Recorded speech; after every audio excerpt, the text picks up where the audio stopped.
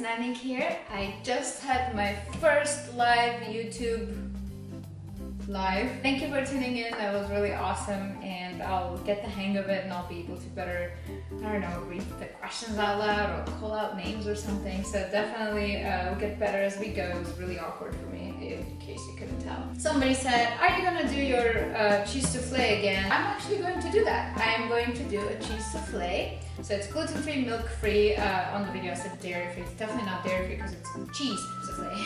Because in my last one, I was really concerned about the fact that it deflated, but then after a lot of research, I realized that it does deflate, so which is great for me because that made me feel good. And so now I'm not gonna worry as much about that, and I'm gonna see if I can improve the texture of it. Mine looks very different from the regular typical cheese soufflés, but then also it is very possible that it's due to the fact that I'm not using milk or wheat flour. Before we dive into that, I do want to say, look at this. How cool is this? I just harvested the very first basil from my, the seeds that I've been growing. So it's really exciting for me. You're supposed to basically cut the tip so that you allow it to keep getting bushier and bushier. So mine are still very small, but I already was able to harvest this. Isn't it cool? Since I have told you that I will keep you updated on what's going on in my garden, I will give you a quick update before we dive into the soufflé. These are my plants. I have a video where I'm planting these seeds and I sound quite clueless, which I was at that time, but I've learned a lot since then. They're growing quite nicely. Here I have some zucchini, cucumbers, beets, tomatoes, peppers, basil, lots of basil.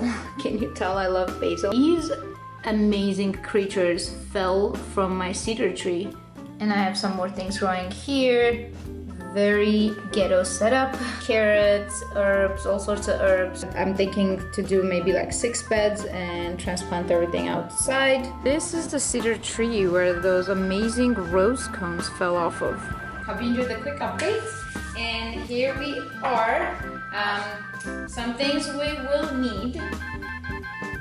3 tablespoons of butter.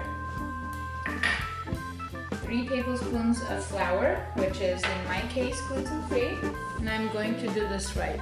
3 tablespoons. We have the milk. We will need about 2 cups of this. We have the eggs. I'm bringing it to room temperature just in case. What I'm going to do first, I'm going to butter these really well and put them in the fridge, and then I'm going to butter them again before I put flour around it. I'm going to follow Alex because his soufflé comes out really good, so I want that.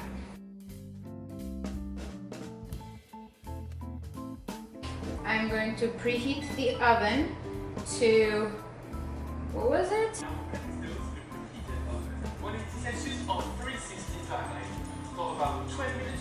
360 Fahrenheit. And we get into the bechamel sauce. Before I actually get to my bechamel sauce, I want to separate my egg whites and yolks so that they're ready.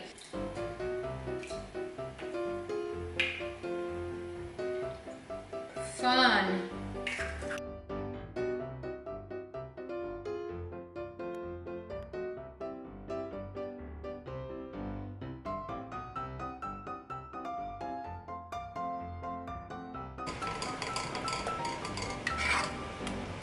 Very smooth, no chunks. Salt and pepper.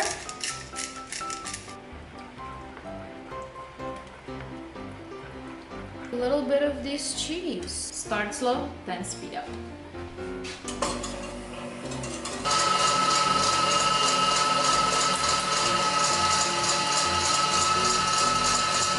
And you have to do the folding style. There we go.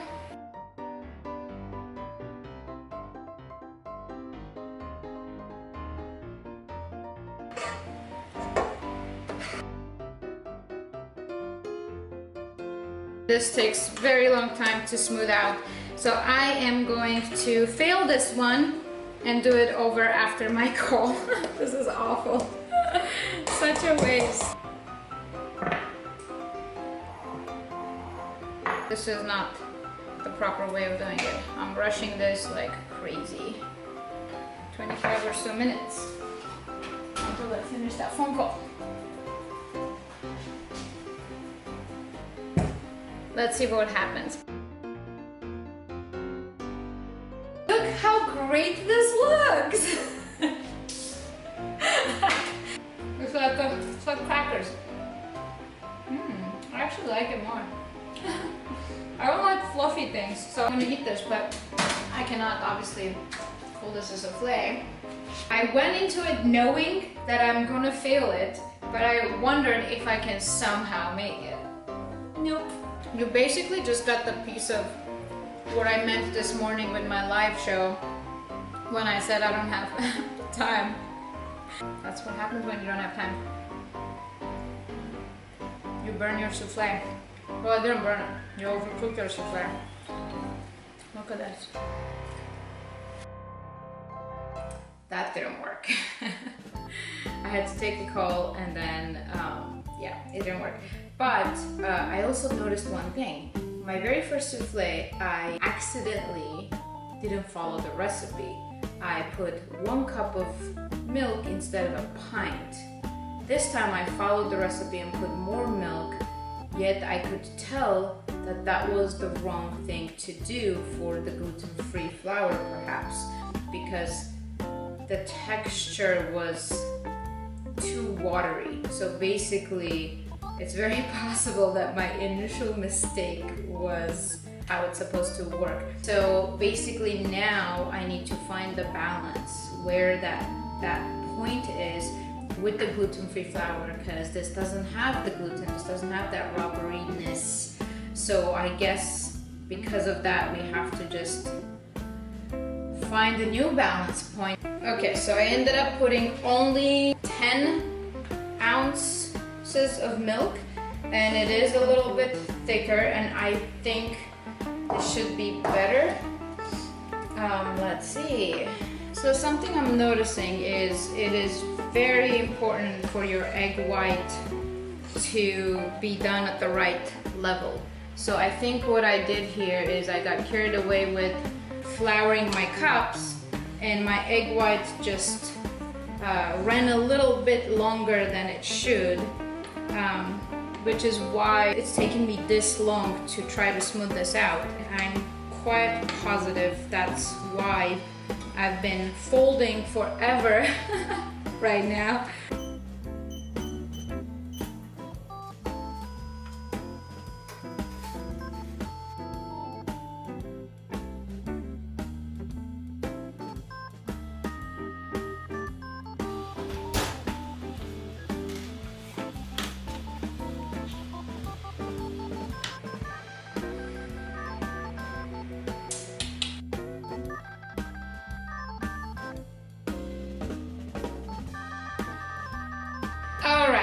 Judging by this results, I know what kind of tips to give to myself for the next time.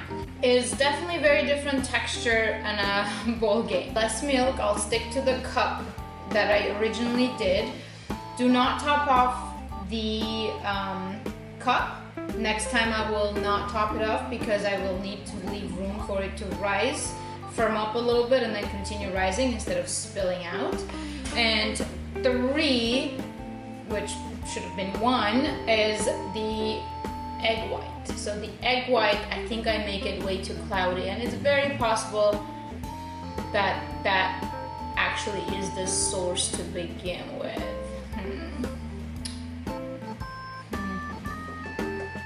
I might keep the measurements this way once and try to get the egg white right and not top off and see how that works, but then I think I'm gonna find it. I'm gonna find it.